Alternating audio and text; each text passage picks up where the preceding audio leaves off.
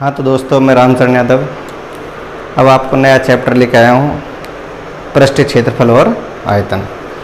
देखो, इसको हमने कक्षा 9 में भी पढ़ा है। जब तक हम कक्षा 9 के सूत्रों के बारे में नहीं जानेंगे तब तक हम कक्षा 10 के बारे में नहीं समझ पाएंगे। तो कक्षा 9 में हमने क्या पढ़ा था? 9 में हमने जो ये 6 आकृतियाँ लिखी हुई हैं, घनाभ, घन, बेलन, शंकु, गोला और अर्धगोला।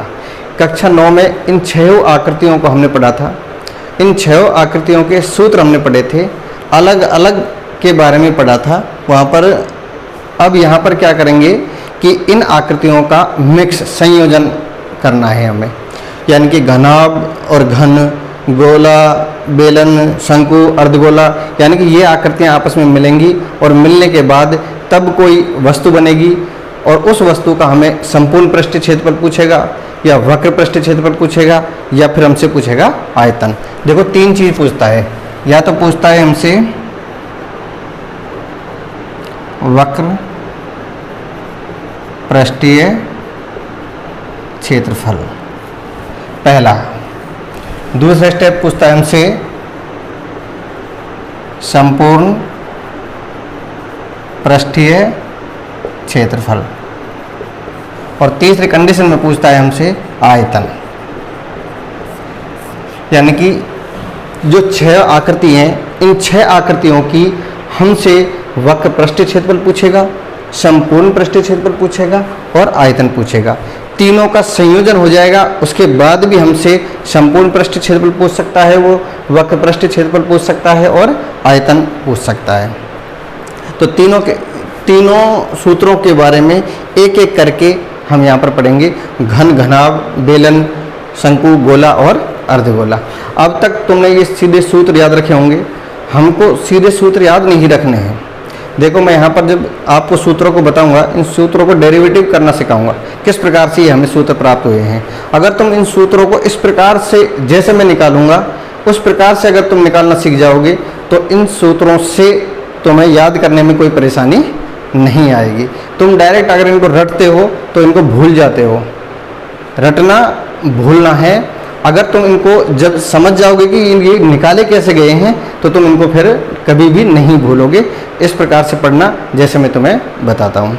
तो आइए शुरू करते हैं। सबसे पहले हम पढ़ेंगे घनाभ के बारे में। तो देखो, अब शुरू करते हैं हम घनाभ। तो घनाभ में क्या होता है, ये आकृति मैंने घनाभ की यहाँ पर बना रखी है। इस आकृति में लंबाई, चौड़ाई और ऊंचाई को चित्र में दर्शाया गया है। इस चित्र के अनुसार से L, लंबाई को मैं L लिख रहा हूँ, लंबाई को L, इसको हम लेंथ बोलते हैं इसलिए L लिखा है। चौड़ाई को ब्रेथ बोलते हैं इसलिए B लिखा है, और ऊंचाई को हाइट बोलते हैं इसलिए H लिखा है। तो LBH लिखूंगा, इसका मतलब लंबाई, चौड़ाई और ऊंचाई। आप लिखोगे तो धीरे धीरे अभ्यास में आ जाएगा, ऐसे लिखने लग जाओगे। ठीक है। तो अब हम यहाँ पर घनाभ पढ़ेंगे। तो घनाभ में सबसे पहले हम 3 सूत्रों के बारे में पढ़ेंगे। पहला देखो, घनाभ में सबसे पहले क्या पढ़ना है हमें? संपूर्ण पृष्ठीय क्षेत्रफल। संपूर्ण पृष्ठीय क्षेत्रफल, ये जब समझ में आ जाएगा तो वक्र पृष्ठ इससे छोटा ही होता है, वक्र पृष्ठीय क्षेत्रफल। वक्र पृष्ठीय क्षेत्रफल पढ़ लेंगे, फिर हम पढ़ेंगे आयतन। क्या पढ़ेंगे? आयतन। तो संपूर्ण पृष्ठीय क्षेत्रफल, तो देखो मैंने एक बॉक्स बना रखा है। ये बॉक्स घनाभ जैसा ही है। इस बॉक्स में यहाँ पर आपको देखो, अगर ये बॉक्स को मैं यह लंबाई लिखूँ, ये ऐसा ही बॉक्स हो जाएगा। ये लंबाई हो जाएगी, ये चौड़ाई, ये देखो ये वाली, ये चौड़ाई हो जाएगी, और ये हाइट पे है इसलिए इसकी ऊंचाई हो जाएगी। ठीक है। तो देखो, जो ये खड़ा हुआ बॉक्स है, ये खड़ा है, ये खड़ा है, ये खड़ा है, ये तो ऊंचाई है। इसकी ये साइड की ये क्या है? चौड़ाई। और ये बड़ा सा दिख रहा है, ये क्या है? इसकी लंबाई। तो चाहे हम इस पृष्ठ का निकालें, चाहे इस पृष्ठ का निकालें, चाहे इस पृष्ठ का निकालें हम, चाहे इस पृष्ठ का निकालें, इन सभी पृष्ठों में देखो क्या क्या दिख रहा है। एक तो हाइट दिख रही है, इस पृष्ठ में भी हाइट है, इस पृष्ठ में भी हाइट है, इस पृष्ठ में भी हाइट है और इस पृष्ठ में भी हाइट है। तो यहाँ पर कितने पृष्ठ हैं? सबसे पहले मुख्य बात ये आती है, जो आकृति दिखाई दे रही है घनाभ की, इसमें पृष्ठ कितने हैं? तो देखो यहाँ पर ये जो तो सामने दिख रहा है तो मैं एक पृष्ठ तो ये हो गया। इसके जस्ट पीछे की साइड में देखेंगे, जितना बड़ा पृष्ठ ये है बिल्कुल वैसा कि वैसा इधर पृष्ठ है, लंबाई और ऊंचाई, ठीक है। तो एक पृष्ठ ये हो गया, एक पृष्ठ हो गया, दो, एक पृष्ठ ये हो गया, और जितना बड़ा ये पृष्ठ है उतना ही बड़ा ये पृष्ठ है। तो एक ये हो गया और एक ये हो गया, एक ऊपर है और एक नीचे है। तो देखो 1 2 3 4 5 6, तो कितने पृष्ठ होते हैं घनाभ में? 6 पृष्ठ। तो मैं यहाँ लिख रहा हूँ 6 पृष्ठ होते हैं घनाभ में। कितने पृष्ठ होते हैं? 6 पृष्ठ। तो हम इसका जब संपूर्ण पृष्ठीय क्षेत्रफल निकालेंगे तो संपूर्ण पृष्ठीय क्षेत्रफल में जो पृष्ठ मैंने गिनाए हैं तुम्हें 6, उन 6 पृष्ठों का हमें क्षेत्रफल लिखना है। तो 6 पृष्ठों का क्षेत्रफल लिखने से पहले आप ये समझो, मैं सामने जो आपको पृष्ठ दिख रहा है, ये जितना इसका जितना क्षेत्रफल आएगा उतना ही इसके जो पीछे है उतना उसका क्षेत्रफल आएगा। तो 6 की बजाय देखो इसका क्षेत्रफल निकालूंगा मैं, इसका हम पीछे वाले की निकालने की आवश्यकता नहीं है। क्यों? जितना क्षेत्रफल इसका है उतना ही पीछे वाले का होगा। तो इसका क्षेत्रफल निकालेंगे, उसमें 2 का गुना करेंगे। साइड का निकालूंगा, इसका क्षेत्रफल जो होगा उसका 2 का गुना कर देंगे तो ये दोनों आ जाएंगे। ऊपर वाले का निकालूंगा, ये क्षेत्रफल जो पृष्ठ आएगा इसका जितना ये होगा उतना ही नीचे हो जाएगा। तो 6 पृष्ठ हैं, 6 पृष्ठ में से मैं 3 के क्षेत्रफल निकालूंगा और 3 के क्षेत्रफल से उनके दुगने कर देंगे तो 6 के आ जाएंगे। 6 पृष्ठ के क्षेत्रफल मिला के संपूर्ण पृष्ठीय क्षेत्रफल बनता है। 6 पृष्ठीय क्षेत्रफल मिला के संपूर्ण पृष्ठीय क्षेत्रफल बनता है। घनाभ की आकृति है। घनाभ क्या होता है? यानी कि जिसमें लंबाई, चौड़ाई और ऊंचाई तीनों की नाप अलग अलग हों, जिसमें तीनों की नाप अलग अलग हों। जरूर नहीं तीनों की हो, 2 की अलग हो जाए, 2 समान हो जाए, मान लो तीसरी अलग हो जाए, तो भी वह आकृति घनाभ ही कहलाती है। घन केवल तभी होगा जब लंबाई, चौड़ाई और ऊंचाई तीनों आकृतियां बराबर होंगी, तो वो बराबर होंगी तो वो घन कहलाएगी, अन्यथा घनाभ कहलाता है। अब बात करते हैं घनाभ का। इस पृष्ठ के क्षेत्रफल अगर हम निकालें तो इस पृष्ठ के क्षेत्रफल में देखो, ये तो क्या है? इसकी हाइट, और ये क्या है? लंबाई। और पृष्ठ कैसा है? ये आयताकार। कैसा दिख रहा है? आयताकार। और आयताकार पृष्ठ जो होता है ये आयत है, और आयत का जो क्षेत्रफल अगर हम निकालें तो एक भुजा ये लेते हैं, एक भुजा ये लेते हैं, दोनों भुजाओं का क्या करते हैं? गुना। पहली भुजा गुना ऊपर वाली जो भुजा है इसकी गुना करते हैं, दूसरी भुजा, पहली और दूसरी। अब मैं पहली और दूसरी क्यों लिख रहा हूँ तो हमारे समझ में आ जाएगा, वरना हम सूत्र सीधे लंबाई गुना चौड़ाई याद रखते थे। वहाँ पर केवल एक ही पृष्ठ था, यहाँ पर 6 पृष्ठ हैं और त्रिविमीय आकृति है, यानी कि लंबाई भी है इसमें, चौड़ाई भी है और ऊंचाई है, तीनों को लेके चलना पड़ेगा। तो तीनों को लेके चलना पड़ेगा, तो मैं पहली भुजा और दूसरी भुजा इसलिए लिख रहा हूँ। अगर मैं जब इस आकृति का क्षेत्रफल निकालूंगा तो देखो इसमें लंबाई लेंगे, और यहाँ पर हम आयत अगर केवल होता था तो लंबाई और चौड़ाई होती है, लेकिन इसमें लंबाई है, त्रिविमीय आकृति, चौड़ाई यहाँ पर दर्शा दी, तो यहाँ पर चौड़ाई नहीं लिख सकते। यहाँ पर इस आकृति की ये क्या है? ऊंचाई है, तो ये लंबाई है और ये ऊंचाई है। तो यानी कि इस पृष्ठ का क्षेत्रफल निकालने के लिए लंबाई गुना ऊंचाई करना पड़ेगा। तो इस पृष्ठ का क्षेत्रफल मैं निकालूंगा तो लंबाई गुना ऊंचाई, देखो लंबाई गुना ऊंचाई। तो जितना ये क्षेत्रफल होगा उतना ही इसके पीछे होगा। तो इसमें कितने का गुना कर दूंगा मैं? 2 का, प्लस 2 पृष्ठ हो गए। अब प्लस लिख रहा हूँ। अब इसका निकालूंगा मैं, देखो इसका ये क्या है? चौड़ाई। ये क्या है? इसकी ऊंचाई। तो देखो चौड़ाई गुना ऊंचाई, चौड़ाई गुना ऊंचाई, जितना ये होगा उतना ही इधर की साइड का होगा। इसका मतलब इसमें भी कितने का गुना कर दूंगा मैं? 2 का, प्लस देखो ये वाला हो गया, ये वाला हो गया। अब देखो ऊपर वाला निकालना है और नीचे वाला तल निकालना है। तो इसकी बात कर लेते हैं। इसमें क्या है? ये देखो लंबाई है, और ये क्या है? इसकी चौड़ाई। क्या है? चौड़ाई। तो मैं लिखूंगा लंबाई गुना चौड़ाई। जितना ये पृष्ठ होगा उतना ही नीचे का होगा, इसलिए इसमें भी कितना गुना करेंगे? हम 2 का गुना करेंगे।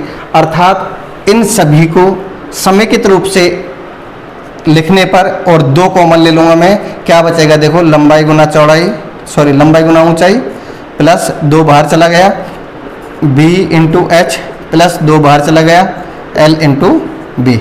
इसको व्यवस्थित तरीके से जैसे हम याद करते आए हैं वैसे ही लिख लो, लंबाई इंटू चौड़ाई। इसको पहले लिख रहा हूँ, चौड़ाई इंटू ऊंचाई, ऊंचाई इंटू लंबाई, ऊंचाई इंटू लंबाई। ये संपूर्ण पृष्ठीय क्षेत्रफल हो गया घनाभ का, संपूर्ण पृष्ठीय क्षेत्रफल हो गया घनाभ का। समझ में आ गया होगा। एक पृष्ठ का निकाला, उसमें 2 का गुना कर दिया तो ये और ये पीछे का हो गया। इसका निकाला, इसमें 2 का गुना कर दिया तो ये और ये हो गया। इसका निकाला तो इसमें और इसको 2 का गुना कर दिया तो ये 2 हो गए। तो 6 पृष्ठ का आ गया। 6 पृष्ठों को 3 बार लिख दिया हमने, 2 का गुना कर दिया, 2 बाहर कॉमन ले लिया, बाकी लिख दिया हमने। इसको व्यवस्थित तरीके से लिख दिया। ये हो गया संपूर्ण पृष्ठीय क्षेत्रफल। अब तक तुम संपूर्ण पृष्ठीय क्षेत्रफल है इसका सूत्र रटते थे, इसका सूत्र रटते थे, लेकिन अब तुम्हें रटने की आवश्यकता नहीं है। अगर तुम इन सूत्रों को निकालना सीख जाओगे, अगर तुम इन सूत्रों को निकालना सीख जाओगे तो मैं समझता हूँ फिर तुम इसमें नहीं अटकोगे और सूत्रों को भी नहीं भूलोगे।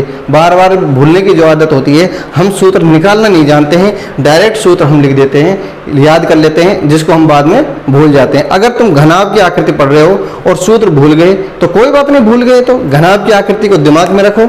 हम इस 6 पृष्ठ होते हैं, ये हमें पता है। इस पृष्ठ का क्षेत्रफल निकालेंगे तो लंबाई और ऊंचाई जितना ये है उतना ही पीछे हो जाएगा। इसका निकालेंगे तो चौड़ाई और ऊंचाई जितना ये है उतना ही हो जाएगा। इसका निकालेंगे तो ये लंबाई हो जाएगी और ये चौड़ाई हो जाएगी। तो जितना ये है उतना ही नीचे 2 का गुना कर देंगे, सब में से 2 कॉमन ले लेंगे तो संपूर्ण पृष्ठीय क्षेत्रफल घनाभ का इस प्रकार से हमें प्राप्त होता है। अब बात करते हैं हम घनाभ का वक्र पृष्ठीय क्षेत्रफल। संपूर्ण पृष्ठीय क्षेत्रफल समझ में आ गया होगा अच्छी तरह से, और दोबारा से तुम खुद बनाना, अपने आप समझ में आ जाएगा तुम्हारे। देखो अब वक्र पृष्ठ की बात करते हैं। तो वक्र पृष्ठ क्या होता है? देखो वक्र पृष्ठ जो ये आकृति है, इस आकृति में, इस आकृति का ये जो हिस्सा दिख रहा है, जो जहां जहां मैं हाथ फेर रहा हूं चारों तरफ, ये वाला जो हिस्सा दिख रहा है ये वक्र पृष्ठ कहलाता है। यानी कि इस आकृति का जो ये नीचे टिका हुआ जिस पर, ये वाला तल यानी कि जमीन वाला तल और इसका जो ऊपरी हिस्सा है, इस तल को हटा दें, इन दोनों तल को हटा दें। केवल ये 4 पृष्ठ लेने हैं हमें, केवल ये 4 पृष्ठ हमें लेने हैं। इन चारों पृष्ठों से बनी हुई आकृति वक्र पृष्ठ कहलाती है और ये हटाने हैं। तो देखो संपूर्ण पृष्ठीय क्षेत्रफल था, उसमें हमने 6 फलक लिए थे। अब हमें वक्र पृष्ठ याद रखना कैसे है, बनाना सीख लो पहले तुम। हमें ये हटाना है ऊपर का हिस्सा और नीचे का हिस्सा हटाना। ऊपर का हिस्सा क्या है? देखो लंबाई है और देखो क्या है? चौड़ाई। हाइट तो ये है ना, तो ये क्या है? चौड़ाई। ये लंबाई है और ये क्या है? चौड़ाई। तो लंबाई गुना चौड़ाई, तो एक हिस्सा हट जाएगा। तो जितना ये है उतना ही नीचे हटेगा, यानी कि लंबाई गुना चौड़ाई वाला हिस्सा हटेगा। लंबाई गुना चौड़ाई वाला ये हटा दो। जब ये हटा देंगे तो ये 4 दीवारों वाले ये रहेंगे। देखो ये हिस्सा रहेगा, ये रहेगा, ये वाला रहेगा, ये रहेगा। ऊपर का और नीचे का ये दोनों हटेंगे। तो इसमें यानी कि लंबाई और ऊंचाई, लंबाई और ऊंचाई। इसमें यानी कि चौड़ाई और ऊंचाई, चौड़ाई और ऊंचाई। ये वाला हटाए, लंबाई और चौड़ाई वाला हटा दिया। तो ये जब हटाएंगे तो यहाँ पर मैं लिख रहा हूँ, देखो लंबाई और ऊंचाई, 2 गुना लंबाई इंटू ऊंचाई, लंबाई इंटू ऊंचाई। जितना ये है उतना ही पीछे का होगा तो 2 का गुना कर दिया, प्लस इसका लिखूंगा तो ये चौड़ाई है और ये हाइट है, तो चौड़ाई इंटू ऊंचाई। जितना पृष्ठ ये है उतना ही हो जाएगा। इसमें भी कितने गुना हो जाएगा? 2 का गुना हो जाएगा। कितने गुना हो जाएगा? 2 का। ऊपर वाला नहीं लेना है और नीचे वाला ये हिस्सा, दोनों पृष्ठ हमें नहीं लेने हैं। तो इनमें से देखो फिर दोबारा से कॉमन ले लो, 2 क्या बचेगा? L into H. क्या बचेगा? 2 बाहर चला गया तो B इंटू एच। अब देखो फिर दोबारा से 2 कॉमन, 2 के साथ इन दोनों में से देखो H भी कॉमन आ रहा है, तो क्या बचेगा? ये H बाहर चला गया तो यहाँ बचेगा L, यहाँ से भी H बाहर चला गया तो क्या बचा? B। तो यानी कि ये सूत्र बन गया वक्र पृष्ठ का क्षेत्रफल, वक्र पृष्ठ का क्षेत्रफल। तो समझ जाओ वक्र पृष्ठ क्या है, संपूर्ण पृष्ठ क्या है। हर आकृति, जो 6 आकृति हैं सभी में मैं बताऊंगा वक्र पृष्ठ और संपूर्ण पृष्ठ। इसके बारे में तुम्हारा दिमाग क्लियर हो जाना चाहिए। संपूर्ण पृष्ठ का मतलब तो होता है 6 पृष्ठ, 1 2 3 4 5 और 6। वक्र पृष्ठ में केवल ये वाले हिस्से, यानी कि ऊपर वाला नहीं लेना और नीचे वाला नहीं लेना। जिस पर आकृति जहां पर भी जैसे टिकी हुई है, ये चपटी आकृति हो गई नीचे से, ये वाला नहीं लेना। और ऊपर वाला जैसे नीचे का है वैसे ही ऊपर का हो गया, तो ये दोनों हिस्से नहीं लेने। केवल वक्र पृष्ठ ये वाला होता है।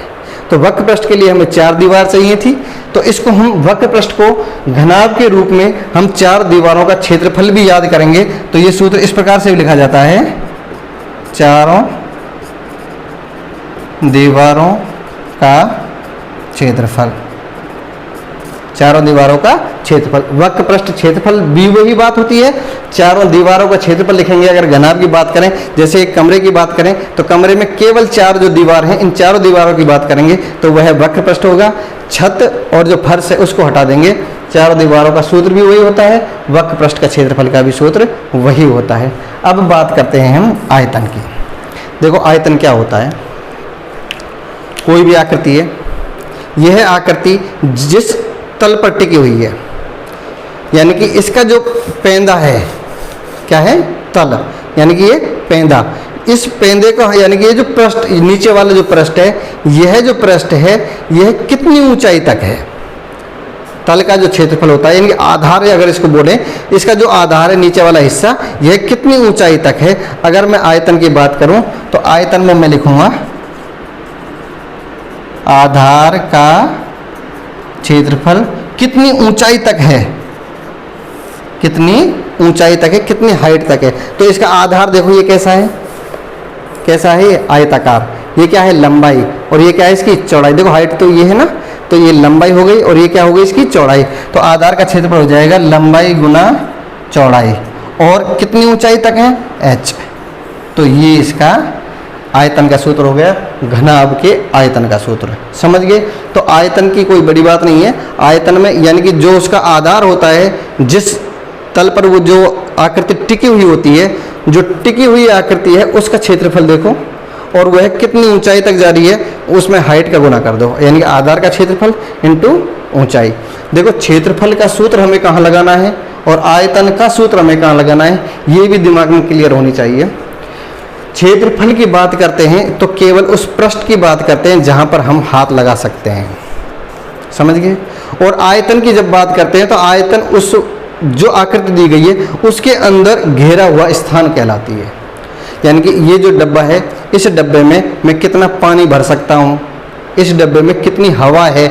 जैसे कमरा है, इस कमरे की आकृति में बात करता हूँ तो कमरे की अगर दीवारों पर रंग करना है हमें तो क्षेत्रफल की बात करेंगे। अगर कमरे के अंदर कोई वस्तुओं डब्बे रखने हैं, पूरा भरना है कमरा, तो हम क्या करेंगे, आयतन की बात। अगर हम कोई टंकी है, टंकी की बात करें। अगर हम केवल बाहर की बात करें तो हम जैसे संदूक बक्सा है, संदूक होती है, संदूक के अगर हम लोहे की चद्दर की पूछें, लोहे का चद्दर उसमें कितना लगा, तो वो पृष्ठ की बात हो गई। अगर संदूक के अंदर हमें कुछ द्रव वस्तु या कोई भी वस्तु, ठोस वस्तु भरनी है, तो अंदर जब भरनी है तो हमें आयतन का सूत्र लगाना है। ये दिमाग में क्लियर रहना चाहिए। तो मेरे ख्याल से घनाभ तुम्हारे समझ में आ गया होगा।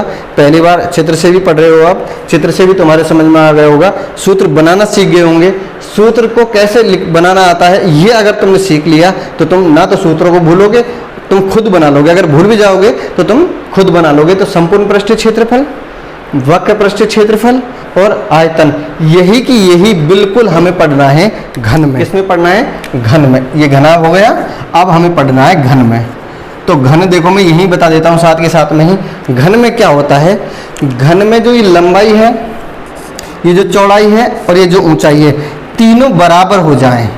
कैसी हो जाएं, बराबर। यानी कि लंबाई को चाहे तुम L कह दो, चौड़ाई को भी L कह दो, ऊंचाई को भी L कह दो, या सबको B कह दो, या सबको H कह दो। तो समझेंगे हम L कहें या B कहें या H कहें, तो इस प्रकार से कंफ्यूज मत होना। तो हम इसको हम X लिख देते हैं, X। यानी कि लंबाई, चौड़ाई और ऊंचाई तीनों कैसी हैं, बराबर हैं। तीनों कैसी हैं, बराबर हैं। तो इस आकृति से ही हम घन के जो घनाभ पढ़ा है उससे ही हम घन के सारे सूत्र निकाल सकते हैं। तो देखो यहाँ पर जो लंबाई ली थी, ये लंबाई है और ये ऊंचाई है। अब यहाँ पर ये जो लंबाई है, इस लंबाई को x कह देंगे, इस ऊंचाई को भी x कह देंगे, यानी कि ये भुजा और ये भुजा बराबर है। तो यहाँ पर ये आयत नहीं है, अब ये बन गया वर्ग। क्या बन गया, वर्ग। और वर्ग जब बन जाता है तो वर्ग का क्या क्षेत्रफल होता है, भुजा गुना भुजा, भुजा गुना भुजा, यानी कि x गुना x। तो x का गुना x से करेंगे तो समान भुजाएं हैं, तो x स्क्वायर, तो x स्क्वायर। तो यहाँ पर एक पृष्ठ का अगर मैं क्षेत्रफल निकालूं तो सीधा सीधा x स्क्वायर है। तो जितना ये पृष्ठ होगा उसमें 2 का गुना करेंगे, यानी कि पीछे वाला भी एक्स स्क्वायर। देखो यहाँ पर गुना करके लिख देता हूँ मैं तुम्हें, x गुना x, 2 का गुना कर दिया, प्लस ये वाला आ गया, तो इसमें 2 का गुना कर दिया तो पीछे का आ गया। अब इसकी बात करते हैं, x गुना x, x गुना x, जितना ये उतना ही होगा, इसमें भी 2 का गुना करेंगे, प्लस अब ऊपर वाले की बात करें, x गुना x, यानी कि x गुना x। अब जितना ऊपर का है उतने का नीचे का होगा, यानी कि इसमें भी कितने गुना करेंगे, 2 का।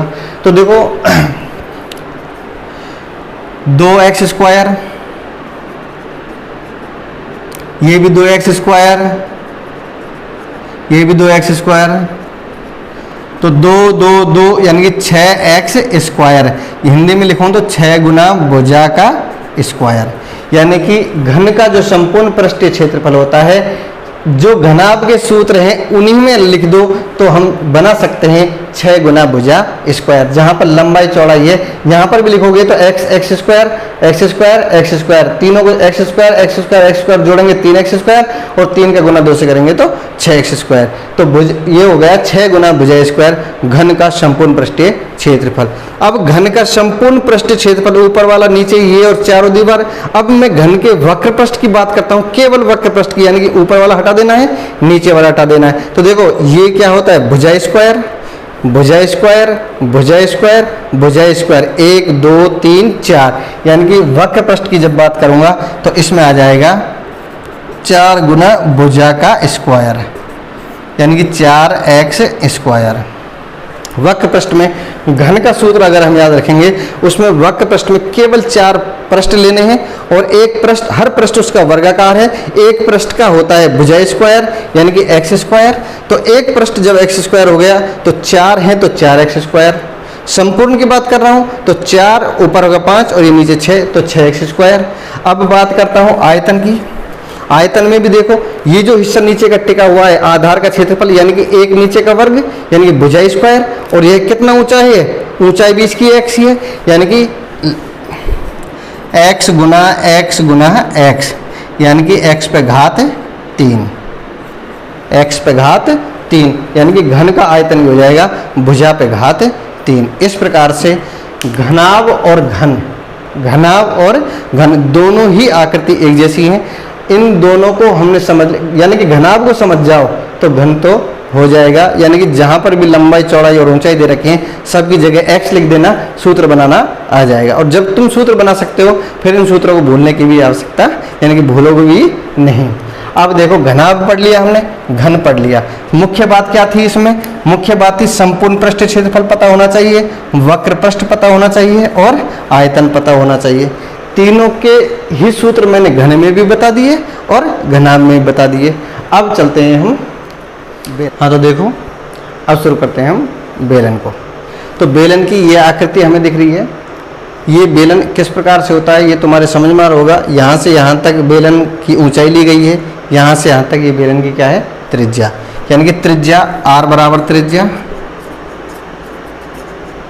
और जो हाइट है उसको हम लिखेंगे h, उसको हम लिखेंगे ऊंचाई।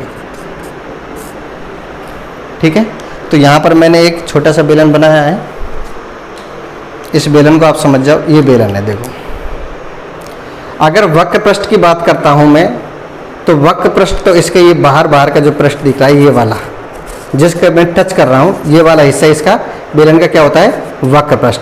अगर संपूर्ण पृष्ठ की बात करता हूँ तो देखो ये वृत्त है, इस वृत्त को हम यहाँ रख देंगे, यानी कि नीचे वाला हिस्सा भी ढक जाए इसका, और जो ये ऊपर वाला हिस्सा है ये भी ढक जाए। यानी कि अब ये जो बेलनाकार भाग है, नीचे से भी इसका तल ढक गया और उसका ऊपर सिरा ये वाला भी ढक गया। अब ये संपूर्ण पृष्ठीय क्षेत्रफल हो जाएगा, यानी कि नीचे वाले वृत्त को भी लगा दूंगा मैं और ऊपर वाले वृत्त को भी लगा दूंगा। तो ये ऊपर वाला वृत्त है इसको, और नीचे वाले वृत्त है इसको अभी हम बाद में पढ़ेंगे। पहले ये देखते हैं वक्र पृष्ठ का कैसे निकालेंगे। वक्र पृष्ठ का क्षेत्रफल निकालने के लिए देखो गौर करो, नीचे कैसा हिस्सा दिख रहा है आपको, वृत्ताकार दिख रहा है। इस वृत्ताकार में यहाँ से लेके यहाँ तक,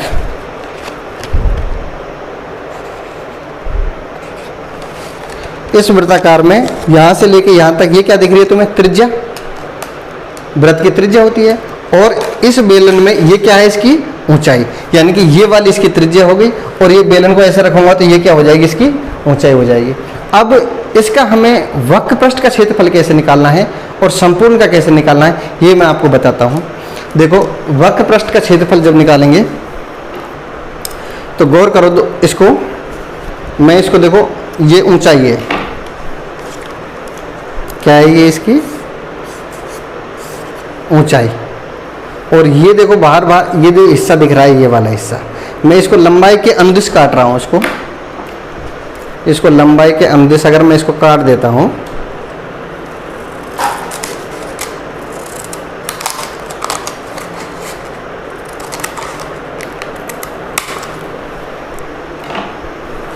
देखो ये बेलन था, इसको जब मैं लंबाई का अनुदिश काट दिया ऐसे, तो ये कैसी आकृति बनी देखो,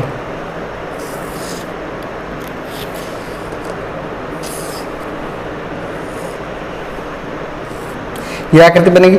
ये वाली देखो क्या है इसकी ऊंचाई, यानी कि यहाँ से यहाँ तक ये क्या है इसकी ऊंचाई है, क्या है ये इसकी ऊंचाई। अब बात करते हैं, ये हमें भीतर का हिस्सा कैसा दिखा, ये आयताकार है, और आयत का क्षेत्रफल निकालने के लिए हमें एक तो ये भुजा चाहिए, एक ये भुजा चाहिए, यानी पहली भुजा गुना दूसरी भुजा। अब दूसरी भुजा हमें हाइट पता चल चुका है, लेकिन इस भुजा के बारे में हमें नहीं पता ये भुजा क्या है। तो देखो ये आयत है, इसका क्षेत्रफल यानी कि ये भुजा और इस भुजा का गुना करना है, तो एक भुजा हमें पता है, इस भुजा का हमें नहीं पता। तो देखो गौर करो, दोबारा से अगर मैं इसको बेलन बनाऊं वापस, तो यानी कि ये जो लंबाई है, यानी कि ये जो लंबाई दिख रही है तुम्हें, इसको जब मैं ऐसे बेलन बनाऊंगा तो बेलन में देखो ये वाला ये हिस्सा दिख रहा है तुम्हें, और ये हिस्सा कैसा है वृत्ताकार, कैसा है वृत्ताकार, और ये वृत्त की ऊपर है, यानी कि इस किनारे किनारे पर हम चल रहे हैं, तो ये वृत्त की परिधि होती है, और परिधि क्या होती है 2πr, परिधि क्या होती है 2πr, यानी कि इस वृत्त की ये देखो यहाँ से यहाँ तक की जो लंबाई है, अगर इसको मैं बेलन बनाऊंगा तो ये परिधि बन जाएगी, और परिधि होती है 2πr, यानी कि इस आयताकार जो भाग दिख रहा है इसकी ये भुजा तो हो जाएगी 2πr, और ये भुजा है ऊंचाई। अतः इसका अगर मैं क्षेत्रफल निकालूं तो इस भुजा का गुना इस भुजा से करूंगा तो 2πr का गुना h से करेंगे, तो इसको हम वक्र पृष्ठ का क्षेत्रफल कह देते हैं 2πr गुना h, यानी कि 2πrh। तो ये बेलनाकार आकृति है, इसका वक्र पृष्ठ ये वाला हिस्सा आ जाएगा 2πrh। अब बात करते हैं संपूर्ण पृष्ठ क्षेत्रफल की। तो संपूर्ण पृष्ठ क्षेत्रफल के लिए देखो ये ऊपर ढक देना है, यानी कि एक वृत्त ऊपर रख देना है और एक वृत्त को हमें क्या रख देना है, नीचे रख देना है, यानी कि इस वक्र पृष्ठ के साथ साथ एक वृत्त ऊपर है और एक वृत्त नीचे है। तो नीचे वाला जो वृत्त है इसका क्षेत्रफल क्या होता है, वृत्त का क्षेत्रफल πr स्क्वायर, यानी कि इस वक्र पृष्ठ का जो क्षेत्रफल है 2πrh। संपूर्ण का अगर मैं निकालूं तो वक्र पृष्ठ के क्षेत्रफल में, वक्र पृष्ठ का क्षेत्रफल, इसमें अगर मैं प्लस कर देता हूं क्या πr स्क्वायर, यानी कि आधार का क्षेत्रफल, और एक ऊपर भी है, फिर दोबारा से πr स्क्वायर, यानी कि ऊपर के सिरे का वृत्त का क्षेत्रफल। तो देखो वक्र पृष्ठ का क्षेत्रफल का सूत्र क्या होता है 2πrh, यानी कि ये वाला वक्र पृष्ठ, और फिर पेंदे का πr स्क्वायर, फिर सिरे का ऊपर का πr स्क्वायर। तो देखो 2πrh ये तो एक साथ लिख दिया, इन दोनों को अगर मैं जोड़ दूं तो ये 2πr स्क्वायर हो जाएंगे। तो 2πr और 2πr दोनों में से अगर मैं कॉमन लेता हूं 2πr, यहाँ बचेगा देखो h प्लस 2πr स्क्वायर है, एक बाहर चला जाएगा तो एक r बचेगा, यानी कि संपूर्ण पृष्ठ का जो क्षेत्रफल होगा 2πrh प्लस r। तो बेलन का वक्र पृष्ठ भी समझ जाओ, बेलन का वक्र पृष्ठ ये होता है, संपूर्ण पृष्ठ में ऊपर का ये ढक्कन ये आ जाएगा, वृत्त की क्षेत्रफल आ जाएगा, और नीचे भी वृत्त का क्षेत्रफल आ जाएगा। तो वक्र पृष्ठ में तो केवल 2πrh, संपूर्ण में πr स्क्वायर और πr स्क्वायर दोनों को जोड़ दिया 2πr स्क्वायर हो गया।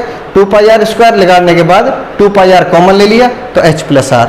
हम गलती क्या करते हैं, सीधा सूत्र याद रखते हैं, और सूत्र याद रखते हैं तो फिर उसको भूल जाते हैं, 2πr या 2πh या h प्लस r, कुछ ऐसे गलती करते हैं। तो अगर तुम सूत्र निकालना सीख जाओगे तो फिर तुम इसको गलती नहीं करोगे।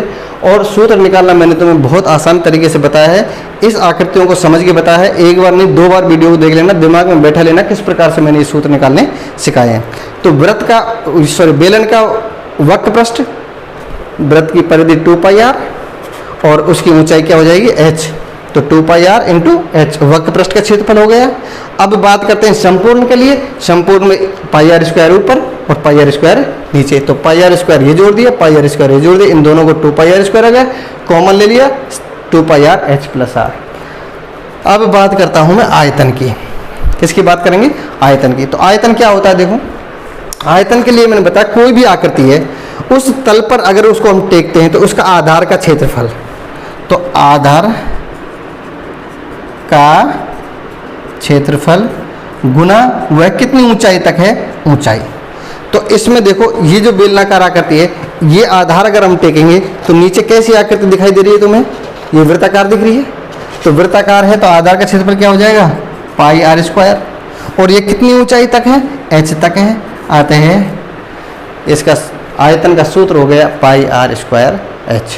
तो देखो 3 ही सूत्र इसमें बताए हैं, संपूर्ण पृष्ठीय क्षेत्रफल, वक्र पृष्ठीय क्षेत्रफल और आयतन। तो इस प्रकार से सभी आकृतियों के हम यही सूत्र पढ़ेंगे।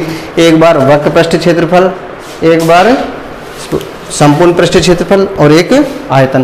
तीनों सूत्रों के बारे में अगर तुम्हें निकालना आ जाएगा तो दिक्कत नहीं आएगी।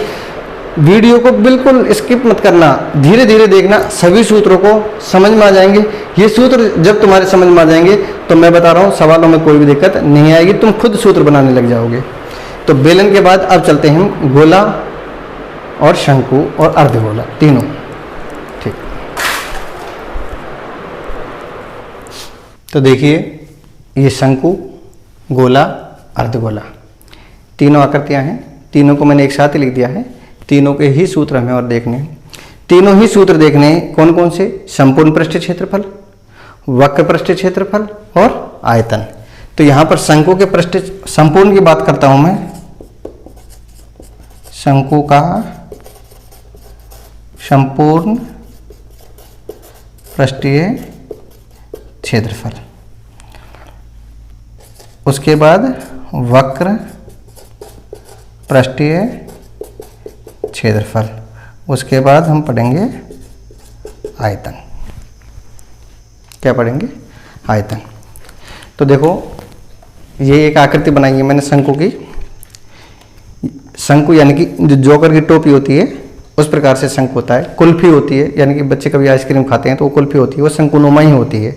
ठीक है, तो ये जो शंकु की आकृति दिखाई दे रही है, इसमें क्या होता है? शंकु कैसा होता है? शंकु पता चल गया ऐसा होता है।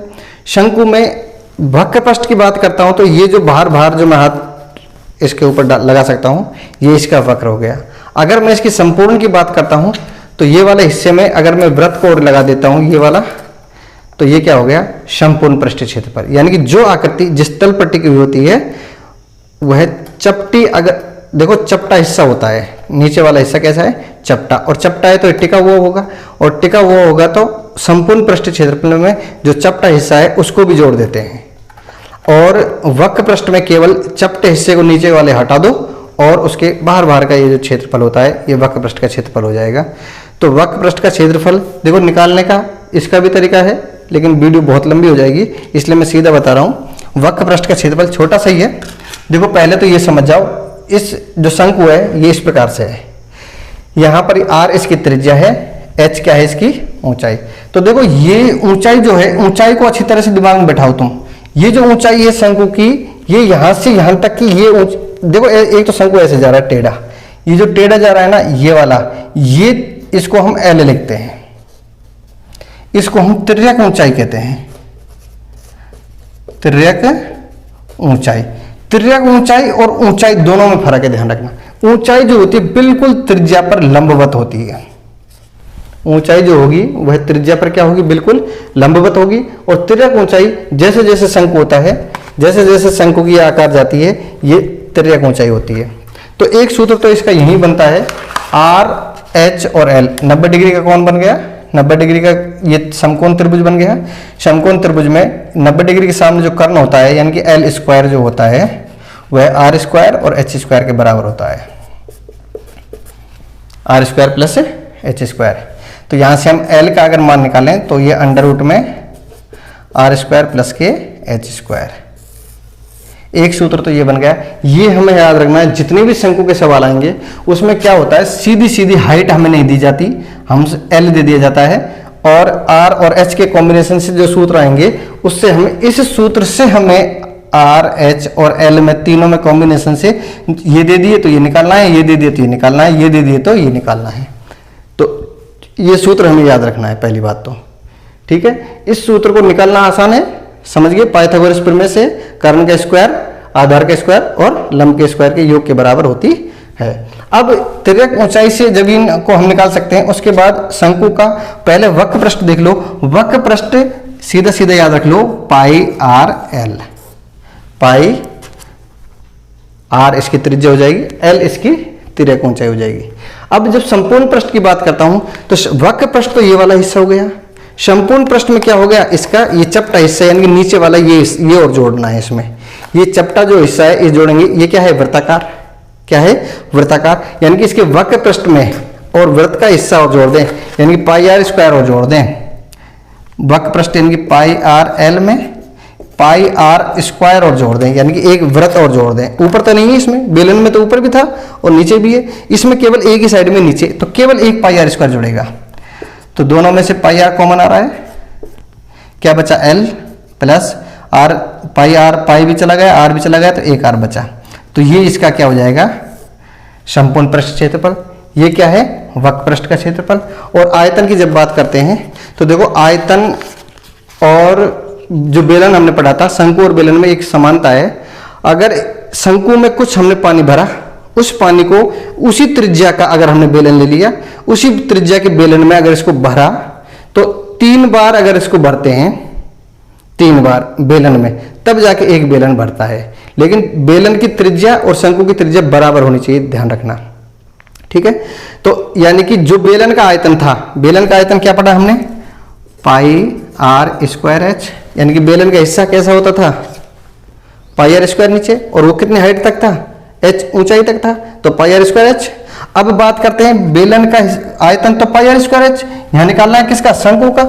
हमने क्या समानता देखी है, शंकु को बेलन में अगर भर रहे हैं तो 3 बार भरा जा रहा है, यानी कि बेलन जो 3 गुना ज्यादा है, यानी कि शंकु तीसरा हिस्सा है। शंकु का आयतन बेलन के आयतन का तीसरा हिस्सा है। इस प्रकार से हमें इस शंकु का आयतन याद रखना है, ठीक है।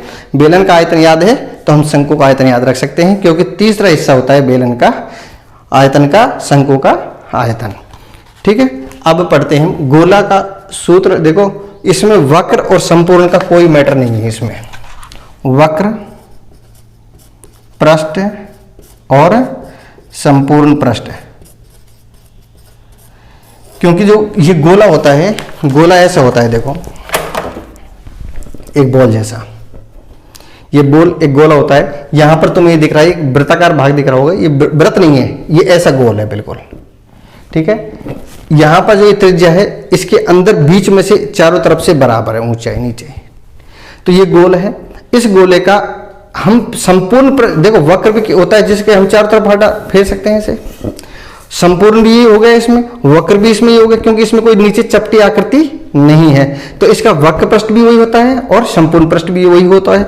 और इसको हम कैसे निकालते हैं, इसको निकालने के लिए एक अन्य विधि है, यानी कि इस गोले पर एक यहाँ पर पिन लगाई और पिन से हम धागे को चिपकाते गए चिपकाते गए चिपकाते गए, पूरे को हमने धागे से भर दिया। उस धागे को फिर हमने वृत्ताकार एक वृत्त पर उस धागे को लगाया, तो यानी कि 4 वृत्त के क्षेत्रफलों के बराबर एक गोले का वृत्त कहलाता है। तो गोले का जो क्षेत्रफल है, गोले का जो क्षेत्रफल है, वक्र पृष्ठ भी हो या संपूर्ण पृष्ठ भी हो, ये 4 पाई आर स्क्वायर के बराबर होता है, 4 पाई आर स्क्वायर। तो यहां पर वक्र पृष्ठ भी नहीं लिखा आएगा, संपूर्ण पृष्ठ भी नहीं लिखा आएगा, सीधा ये लिखा आएगा पृष्ठीय क्षेत्रफल, पृष्ठीय क्षेत्रफल। तो समझ जाओ एक ही है 4 पाई आर स्क्वायर।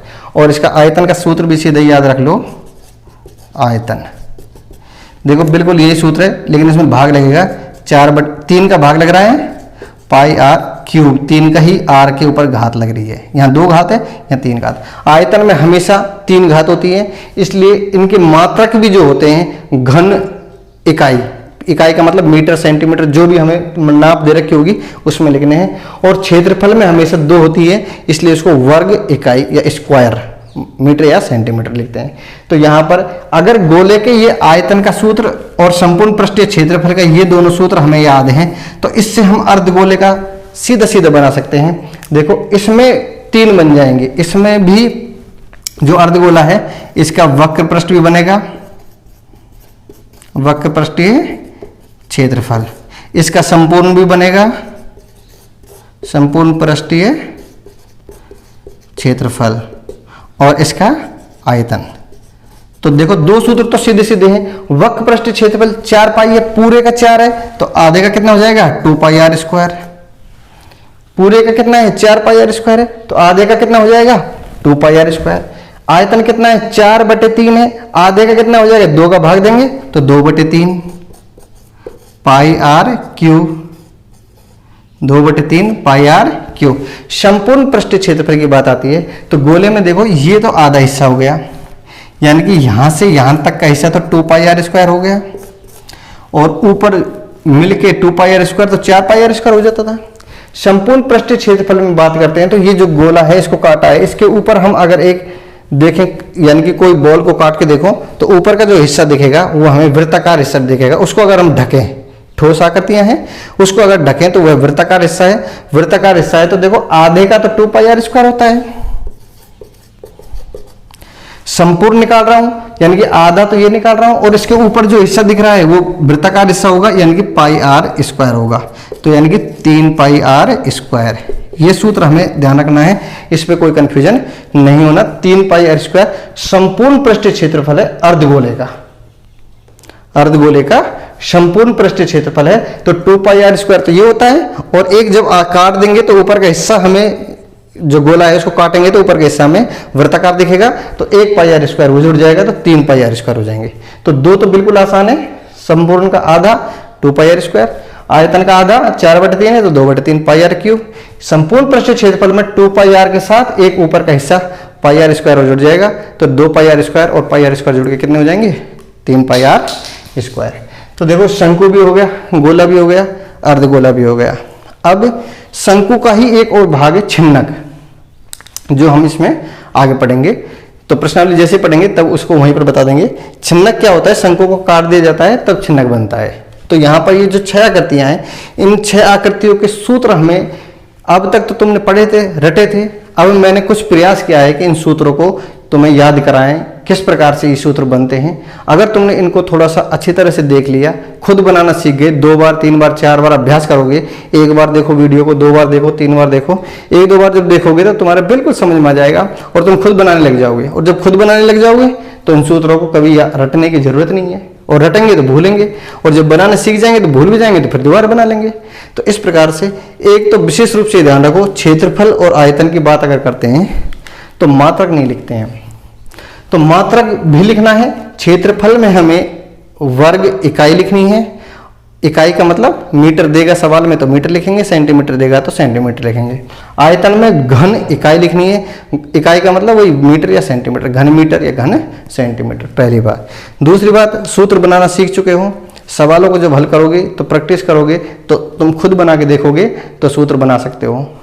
तीसरी बात क्या है, यहाँ पर ये सूत्र 9वीं क्लास के हैं, कक्षा 9th के हैं। हम 10वीं में इन सूत्रों की सहायता से वहां पर आकृति जो बनेगी वह संयुक्त बनेगी। संयुक्त का मतलब, जैसे मैं कोई उदाहरण ले लेता हूं तुम्हें, जैसे हम बाजार से कैप्सूल लेके आते हैं तो कैप्सूल का जो बीच का हिस्सा होता है वह बेलनाकार होता है और दोनों साइडों में अर्धगोले होते हैं।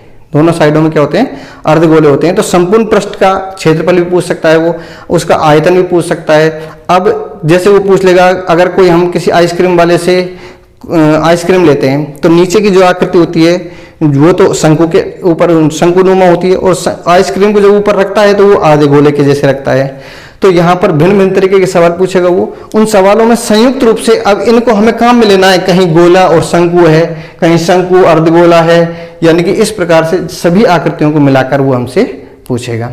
तो सूत्र जब याद हैं, अब हम सवाल जब देखेंगे मैं आपको चित्रों सहित ही सवालों को बताऊंगा।